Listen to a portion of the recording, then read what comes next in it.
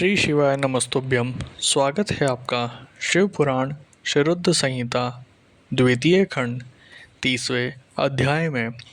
सती द्वारा योगाग्नि में शरीर को भस्म करना। ब्रह्मा जी से श्री नारद जी ने पूछा, हे पितामह, जब सती जी ऐसा कहकर मौन हो गई तब वहाँ क्या हुआ? देवी सती ने आगे क्या किया? इस प्रकार नारद जी ने अनेक प्रश्न पूछ डाले और ब्रह्मा जी से प्रार्थना की कि वह आगे की कथा सविस्तार सुनाए। यह सुनकर ब्रह्मा जी मुस्कुराए और प्रसन्नतापूर्वक कहने लगे, हे नारद। मौन होकर देवी सती अपने पति भगवान शिव का स्मरण करने लगी। उनका स्मरण करने के बाद उनका क्रोधित मन शांत हो गया।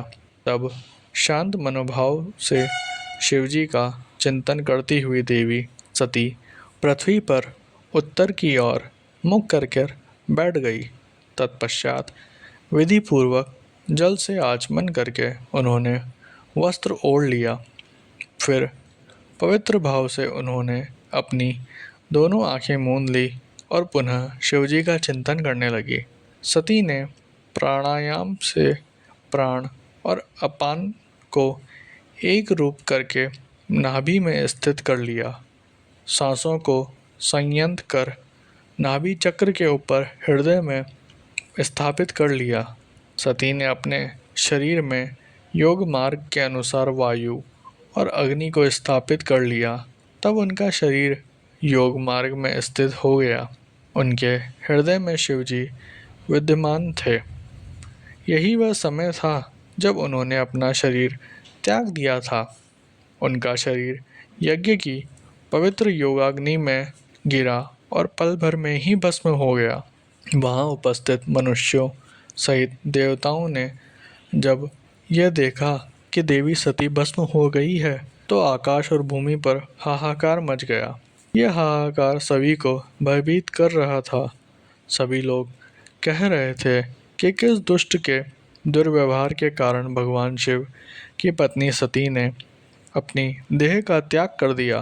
तो कुछ लोग दक्ष की दुष्टता को धिक्कार कर रहे थे, जिसके व्यवहार से दुखी होकर देवी सती ने यह कदम उठाया था। सभी सत्पुरुष उनका सम्मान करते थे। उनका हृदय सहिष्णु था। उन्होंने ऐसी महान देवी और उनके पति करुणानिधान भगवान शिव का अनादर और निंदा करने वाले दक्ष को भी कोसा। सभी कह रहे थे कि दक्ष ने अपनी ही पुत्री को प्राण त्यागने के लिए मजबूर किया, इसलिए दक्ष अवश्य ही महानरक में जाएगा और पूरे संसार में उसका अपयश होगा। दूसरी ओर देवी सती के साथ पधारे सभी शिवगणों ने जब यह दृश्य देखा तो उनके क्रोध की कोई सीमा न रही। वे तुरंत अपने अस्त्र शस्त्र लेकर दक्ष को मारने के लिए दौड़े। वे 60,000 पार्षद गण क्रोध से चिल्ला रहे थे और अपने को ही धिक्कार रहे थे कि यहाँ उपस्थित होते हुए भी हम अपनी माता देवी सती की रक्षा नहीं कर पाए। उनमें से कई पार्षद ने तो स्वयं अपने शरीर का त्याग कर दिया। बचे हुए सभी शिवगण दक्ष को मारने के लिए बड़ी तेजी से आगे बढ़ रहे थे। जब ऋषि भृगु ने उन्हें आक्रमण के लिए आगे बढ़ता हुआ देखा तो उन्होंने यज्ञ में विघ्न डालने वालों का नाश करने के लिए यजु मंत्र पढ़कर दक्षिणाग्नि में आहुति दे दी। आहुति के प्रभाव के फलस्वरूप यज्ञ कुंड में से ऋभु नामक अनेक देवता जो प्रबल वीर थे वहां प्रकट हो गए। ऋभु नामक सहस्त्रों देवताओं और शिवगणों में भयानक युद्ध होने लगा। वे देवता ब्रह्म तेज से संपन्न थे। उन्होंने शिवगणों को मारकर तुरंत भगा दिया। इससे वहां यज्ञ में और अशांति फैल गई। सभी देवता और मुनि भगवान विष्णु से इस विघ्न को टालने की प्रार्थना करने लगे।